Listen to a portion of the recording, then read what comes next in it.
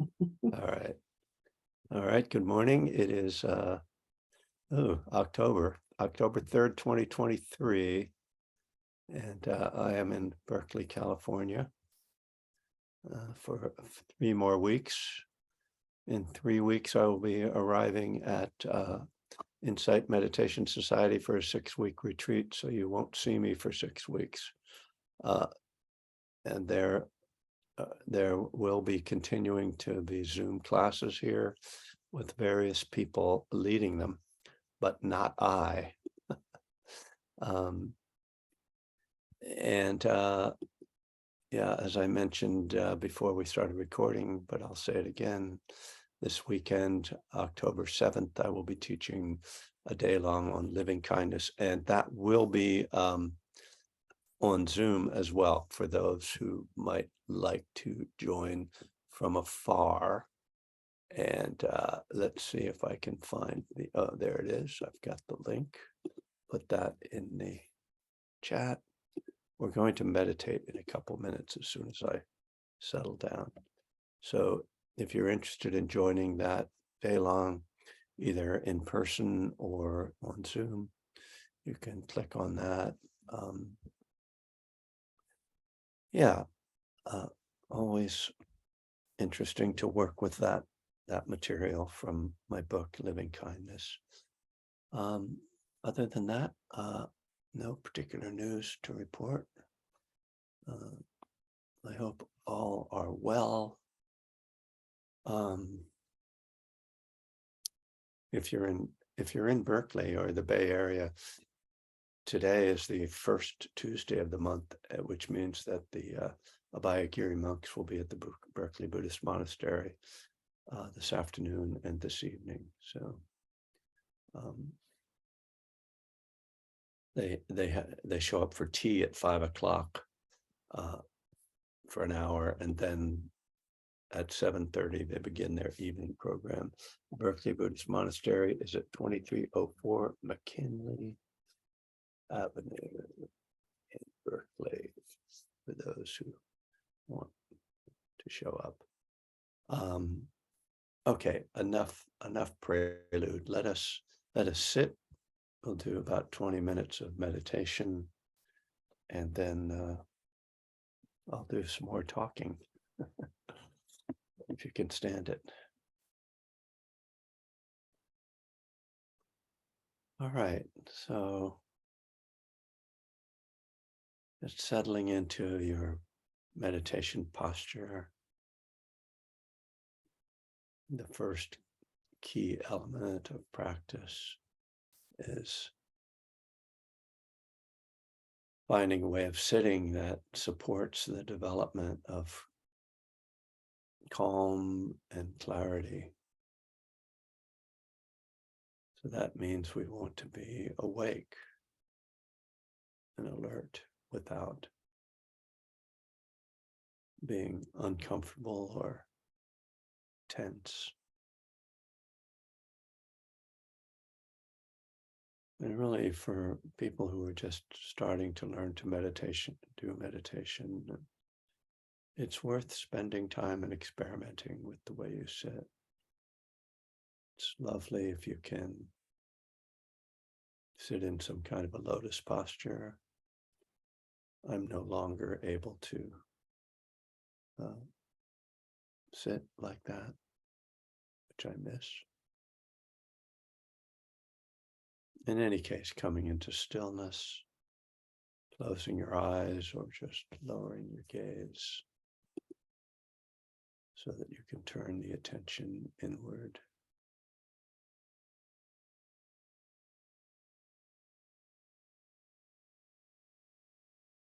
It can be helpful just to check in with yourself as you begin to sit. What's going on for you today? How are you feeling? How's your body feeling? How's your mood?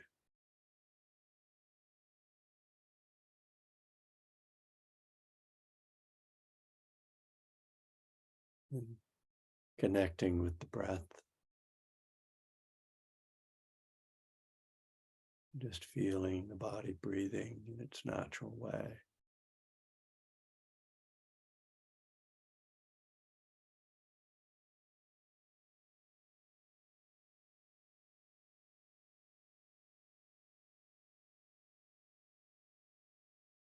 With a sense of settling, grounding,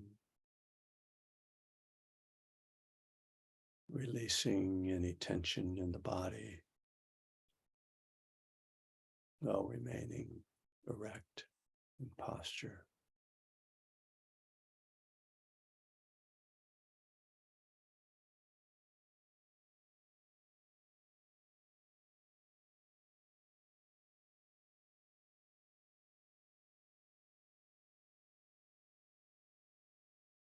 And you can then find a particular aspect of breath to use as your concentration object. So the breath at the nostrils or the breath in the belly, either the touch of air at the nostrils coming in and out, or the movement of chest or belly rising, falling, that rhythmic movement.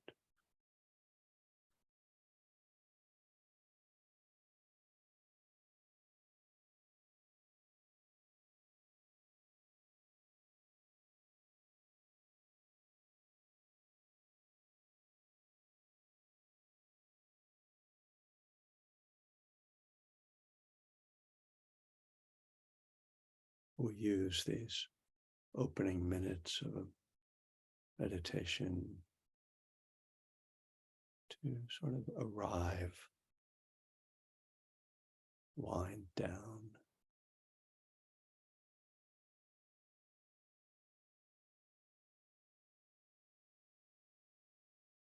for the first thing we are seeing is the kind of energy that we run on.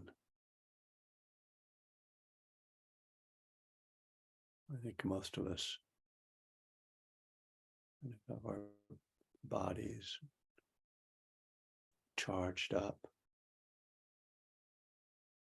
as we move through our day.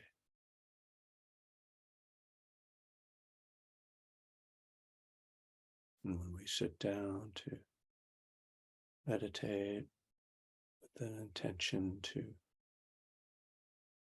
settle, develop some calm or peace, we're often confronted with this energy. And so not to see that as an obstruction, but really to greet it as a normal aspect of our mind-body experience. This is the feeling of being a human being, is often a little bit of anxiety or edge that we carry with us. We are these vulnerable beings, have to protect ourselves, take care of ourselves.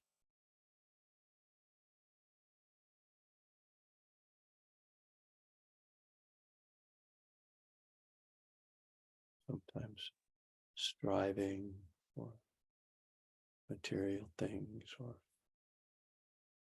struggling with fear.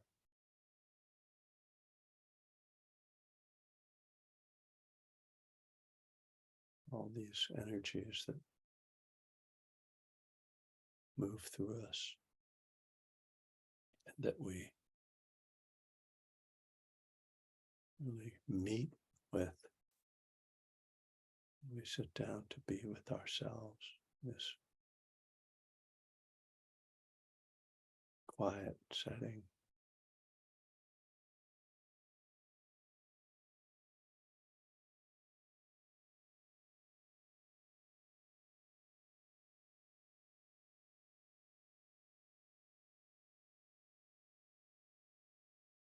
important to bring an attitude of kindness, gentleness to ourselves, to our experience. Just feeling the body breathing, feeling life happening.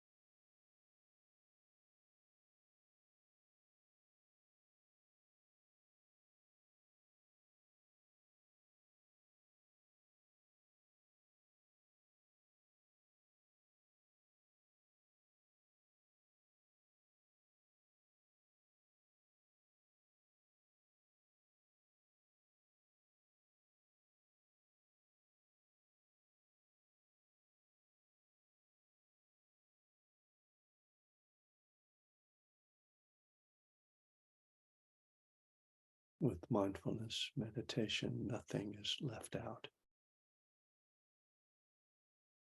It's not an either or practice in which you're either focused on the breath or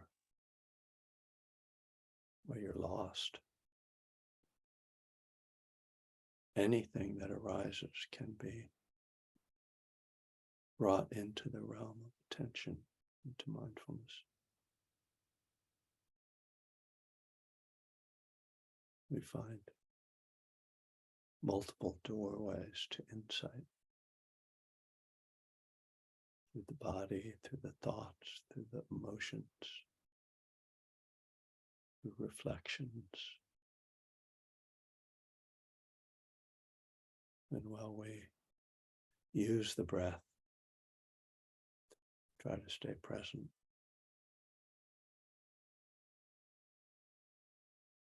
We're not setting up a duality of good or bad meditation, right or wrong. Everything is included.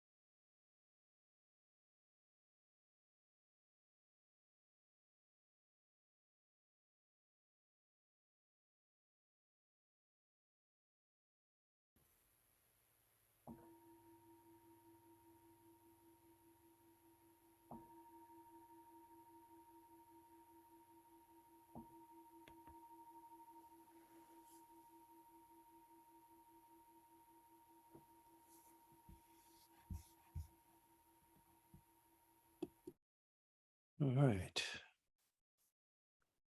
Lovely. Um, so I want to elaborate a little bit on something I was referring to in the guided meditation.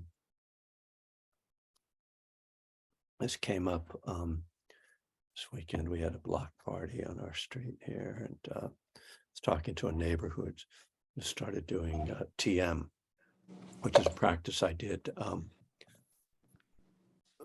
It's actually the meditation that I started doing back in 1978. And so transcendental meditation is the practice the Beatles did, Maharishi, and those of you old enough to recall.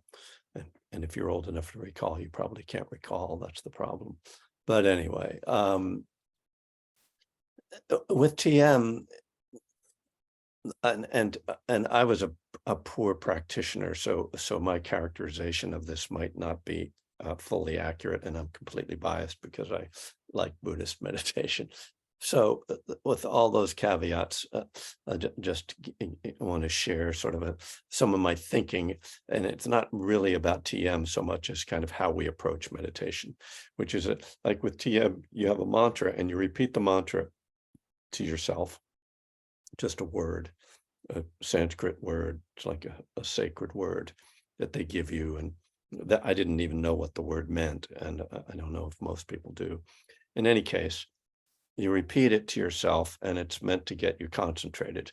And then if your mind wanders, as soon as you realize that, you just come back to the mantra, which is very similar to how we give instructions, the basic instructions of mindfulness meditation. But as I was reflecting on it, and particularly this morning as I was sitting earlier, I was thinking about that with that type of practice, not necessarily TM, but the kind of like, here's my object. If I'm off it, I come back. It's a very binary kind of practice. It's just on or off, right or wrong, good or bad, And mindfulness, as I was sort of referring to in the guided meditation, doesn't kind of create that binary relationship in our meditation. It really has an attitude that like everything is included. So as I was sitting this morning, again, earlier, not during this sit, but during I like to have my own meditation before I share with you. I was noticing how I navigate meditation, right? Which is like, yeah, I have my breath, but then I'm kind of aware of my body, and then feelings kind of come up, and I'm like sort of letting the feelings come through. And then I might find myself in a thought, but when I realize I'm in the thought, I kind of, if it's got strong content, I might kind of go, oh, that's interesting. I need to get back to that. Or, if it's something that's disturbing me, it might be like, oh, I need to take some time with this. And so I might reflect on it,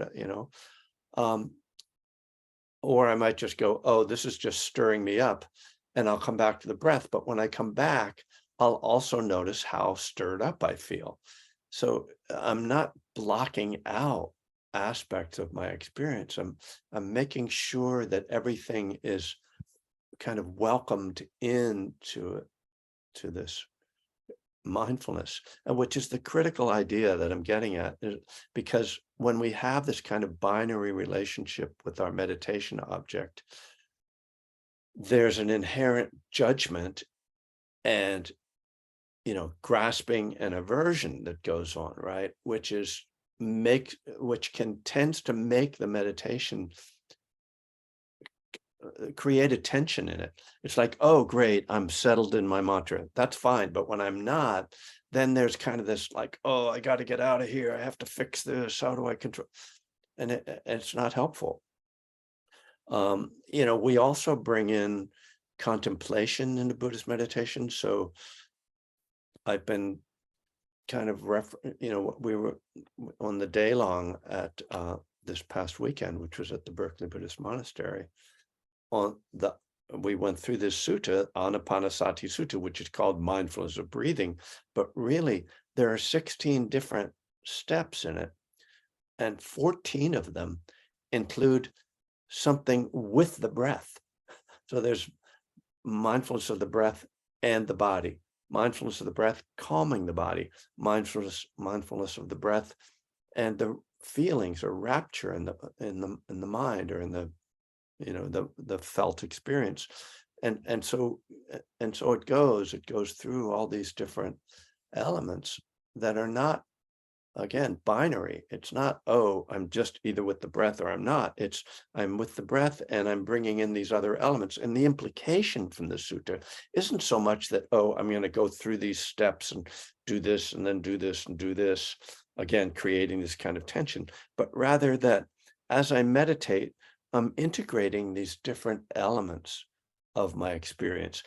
And ultimately, I'm trying to see them in a particular way, which we could call right view.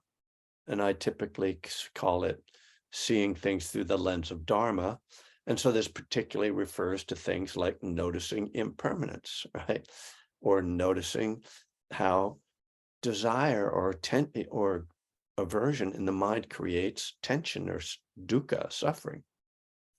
Noticing self, noticing how much of how thinking is always oriented around an idea that there's a me that's having these thoughts, that's the actor.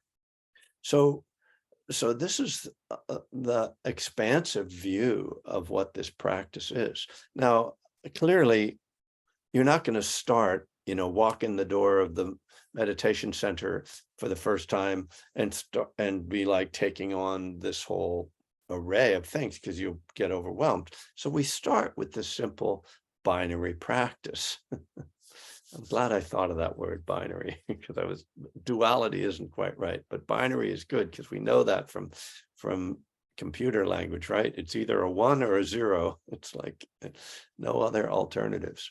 So yeah, it's helpful to start with the binary practice. And I could say that even in your daily practice, you might start each sit with that kind of like, let me just get established with this one thing. And oh, look, don't let me get caught up in other stuff right now. Let me just keep coming back.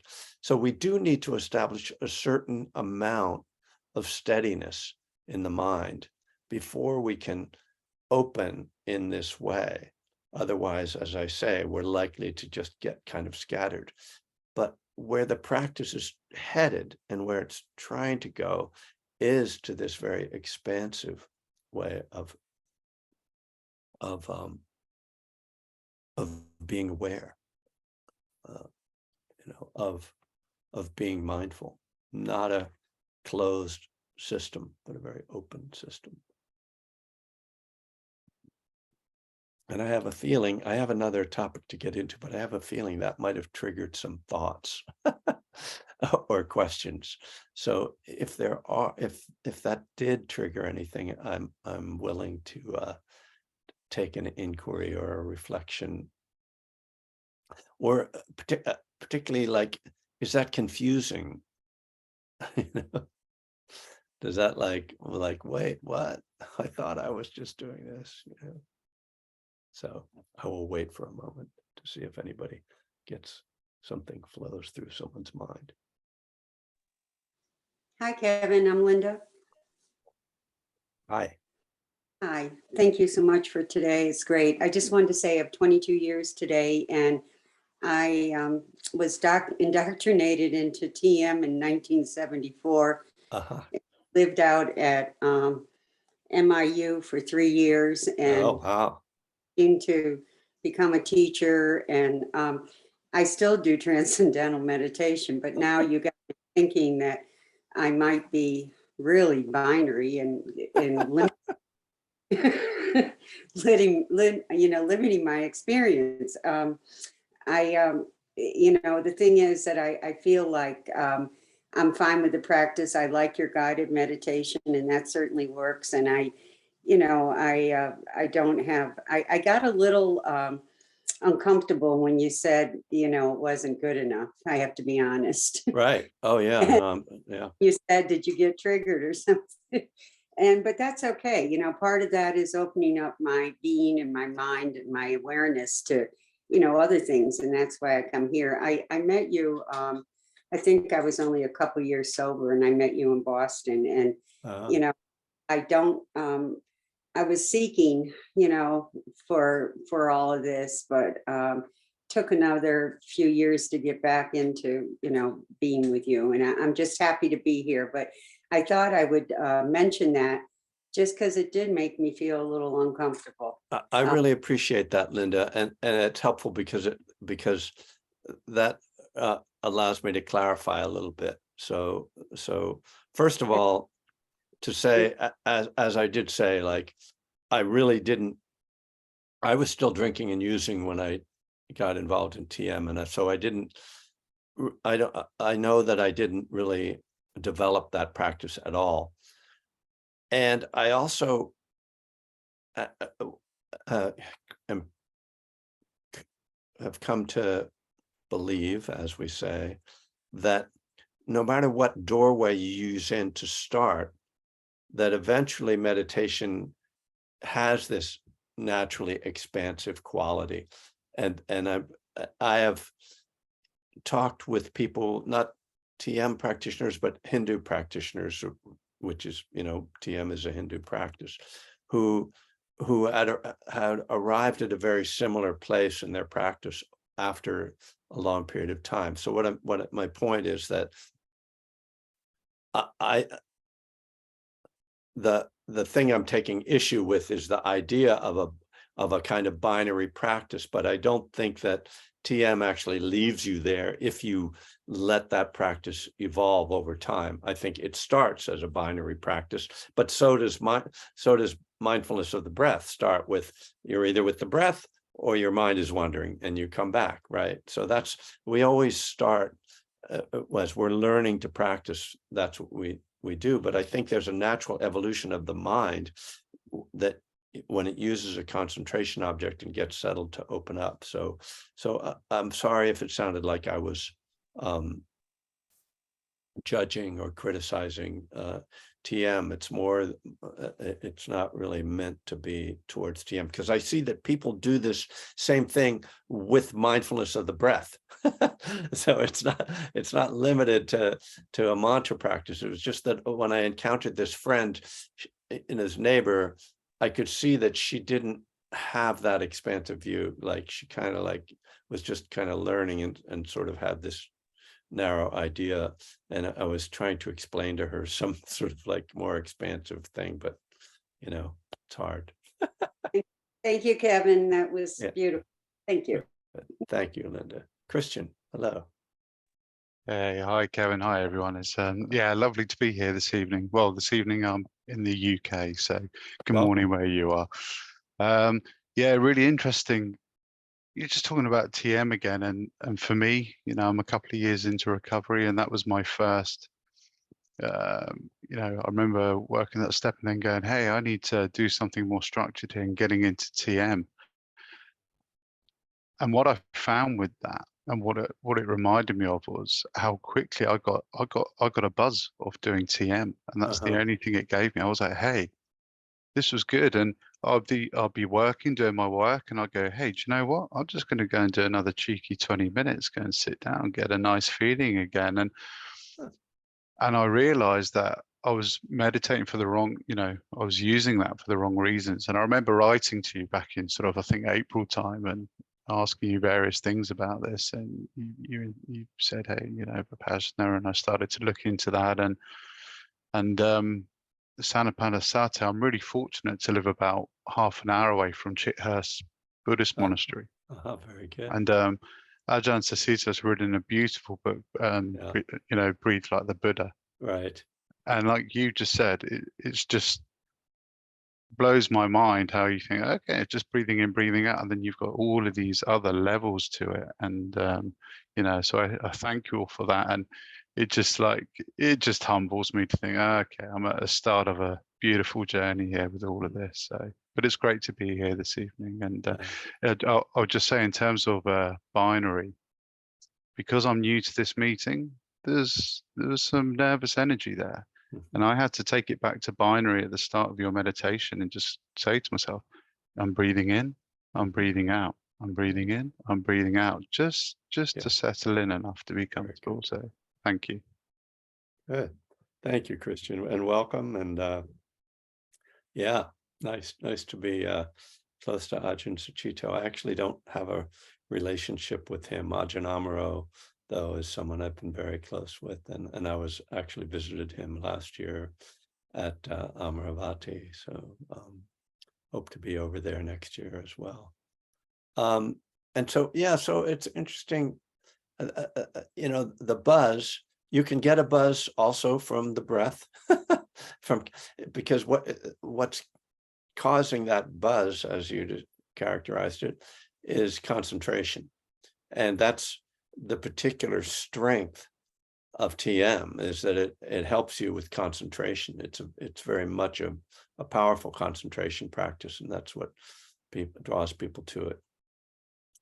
Again, you know, we can get, as you suggested, we can get diverted by concentration, and it's seen as a foundation element of insight, but it's the risk is just what you described, which is that we get attached to the experience, and then we don't sort of continue to kind of move into the more expansive experience and insight practice, but rather just try to hold ourselves in these mind states that we find pleasant.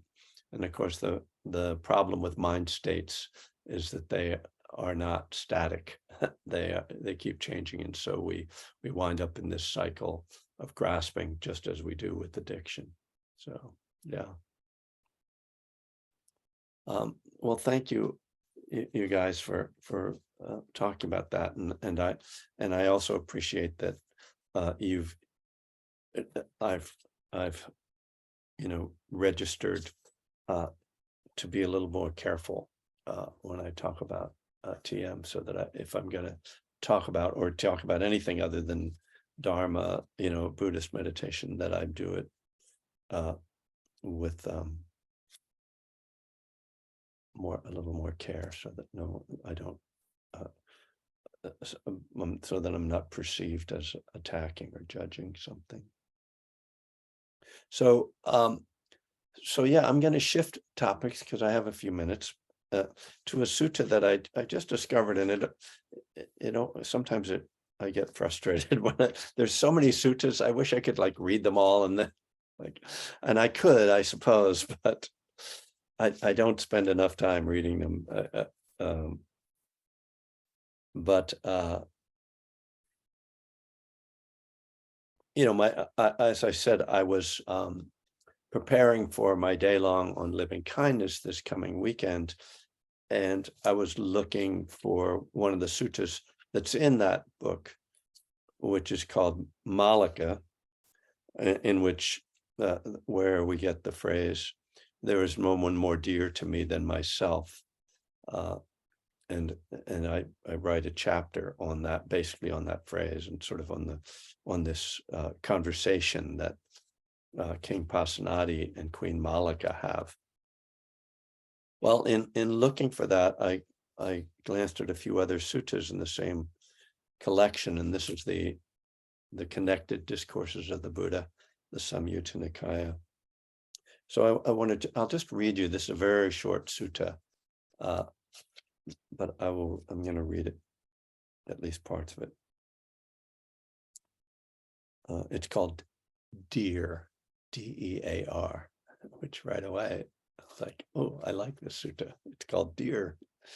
At Savatthi, sitting to one side, King Pasenadi of Kosala said to the Blessed One, "Here, Venerable Sir, while I was alone in seclusion, a reflection arose in my mind thus: who now treat themselves as dear, and who treat themselves as a foe?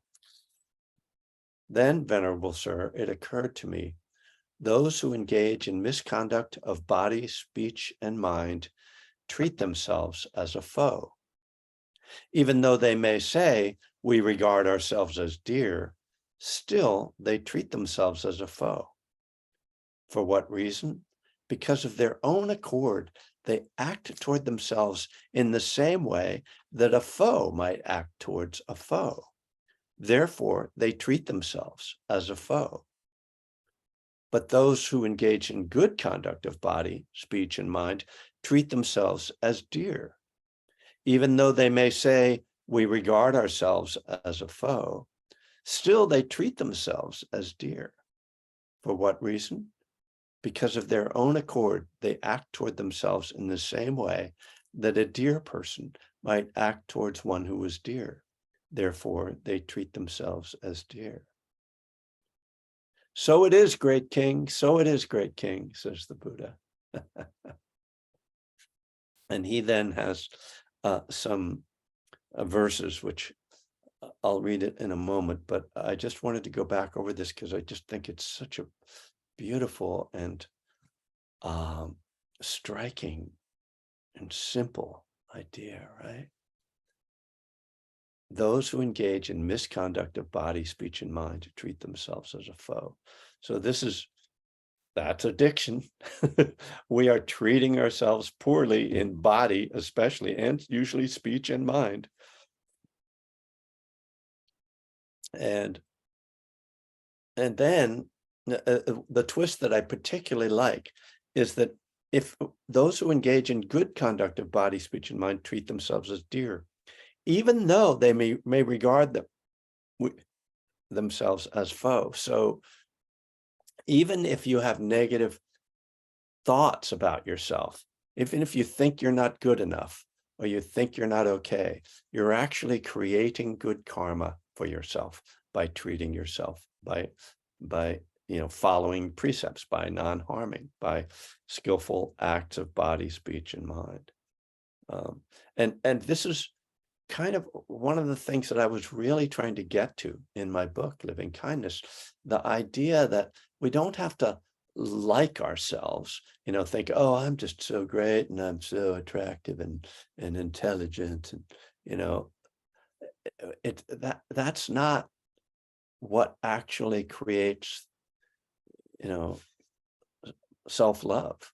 Self-love is taking care of ourselves, is acting wisely, is acting skillfully. So I think it's a really helpful, insight for all of us to not, it's even like, it's okay if you're beating yourself up because you're still actually treating yourself as dear if you're behaving wisely. So here's what the Buddha says. This is in this collection, we often get these kind of verses. The Buddha kind of, he'll have a conversation with somebody and then he spontaneously creates poetry out of it. So he says, if one regards oneself as dear, one should not yoke oneself to evil, for happiness is not easily gained by one who does a wrong deed. When one is seized by the end maker, as one discards the human state, what can one truly call one's own? What does one take when one goes? What follows one along like a shadow that never departs? Both the merits and the evil that a mortal does right here, this is what is truly one's own. This one takes when one goes. This is what follows one along like a shadow that never departs.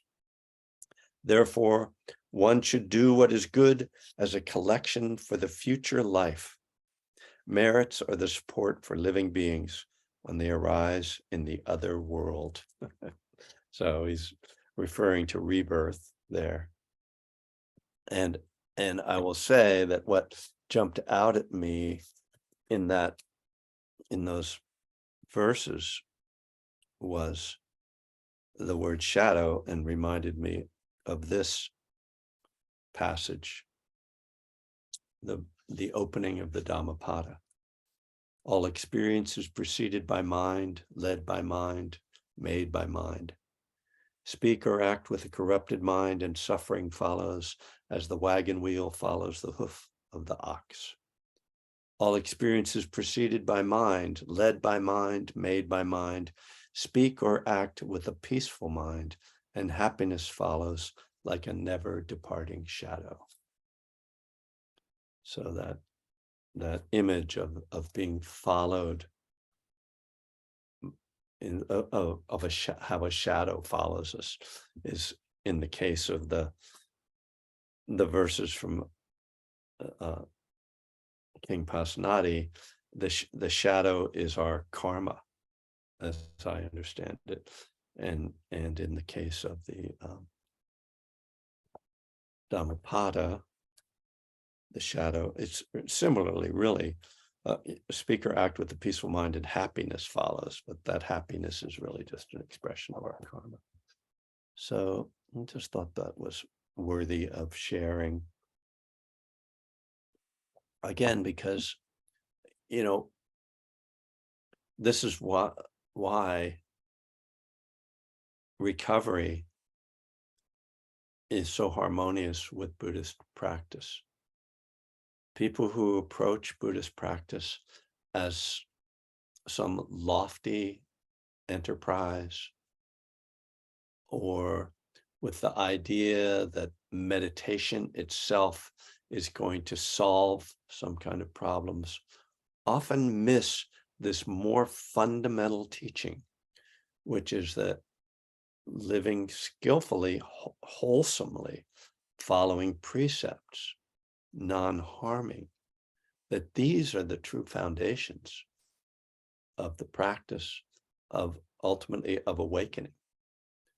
That if we skip over that, and I speak from personal experience, those who have read me know, then we don't get it, and we have a very limited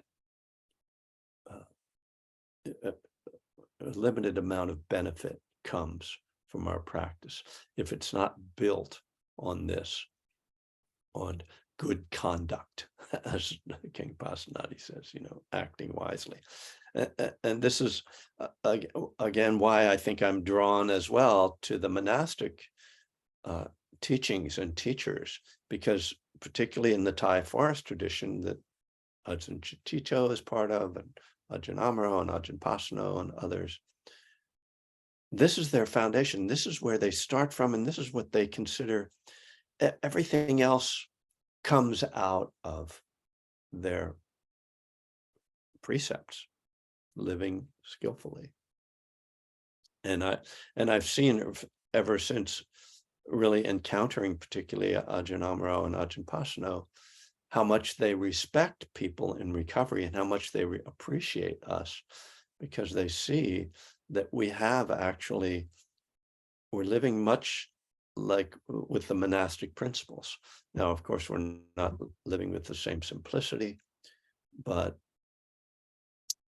we are keeping that essential, dare I say, purity, which is a risky term, but it is what's there at this foundation. And again, it's actually an act of loving kindness. And Bhikkhu Analayo, the great scholar, in his book Compassion and Emptiness in Early Buddhist Meditation, a very lightweight title, he says that when you follow the precepts, it is an act of compassion, and which makes sense, right? It's we think of compassion maybe typically as sort of particular acts, outward acting, but what he's saying is that the restraint itself is an act of compassion, because you are not harming people in your thoughts, words, and deeds. And so to live in this way is already compassionate. We don't have to go out and, I mean, it's great, go out and serve, we don't have, but going to the soup kitchen to serve people isn't, you know, required. You're already acting compassionately. And, and so this whole realm, this whole area we can see, and isn't it, it's very interesting to me that following precepts and living wholesomely winds up being integral with the Brahma Viharas, with loving kindness toward ourselves and compassion towards others, compassion towards ourselves, and in fact with joy, with mudita, and with equanimity, right? So we have these teachings. Oh, I'm going to meditate on loving kindness. Oh, I'm going to try to radiate love to everybody. Oh, that's so glorious. And, it's such a spiritual experience. It's like, that's great. And it's beautiful. And I love doing that. It's fantastic. However, you don't have to get into lofty mind states in order to be acting out of loving kindness and compassion. It starts with these principles that those of us in recovery live by. So, preaching hopefully to the choir here, but yeah, things that I've been reflecting on and that kind of came up for today. So that was fun. I appreciate everyone coming. I will note on for the announcement segment, besides the day long, to say that I am inviting people to support me on my 3-month retreat, which, as you may know, I'm not going 3 months, my 6-week retreat. Let me be accurate, trying to speak honestly. As you may know, or we can assume, this an expensive venture, and it is part of my training as a teacher, and in any way that people can support me in that would be a great deal of help. I don't want to come home and discover that our house has been repossessed. No, nothing like that's going to happen. We are financially stable in this family, but yeah, it just, and I say that also because I think there's a joy that you can take, and I know that people take joy in sharing and in supporting me in it, and it's also difficult for me to invite you to support me. So I'm doing it as part of my own practice to say that, and I will miss being here and being a helpless wandering yogi in the halls of Insight Meditation Society, as I probably have multiple, mental breakdowns and, lots of things that I'll be bringing back to talk about with you in December. So thank you all, blessings, and please take with you these principles of appreciation for yourself, appreciation of your own recovery, and that you are treating yourself as a dear loved one, as a dear one, simply by following these basic principles. So blessings. And I'm going to be hanging out here with Vicky. So Monica, you should probably just stop the recording and people can say goodbye if they like. Thank you, And Kevin. thanks you for so the much. comments. I see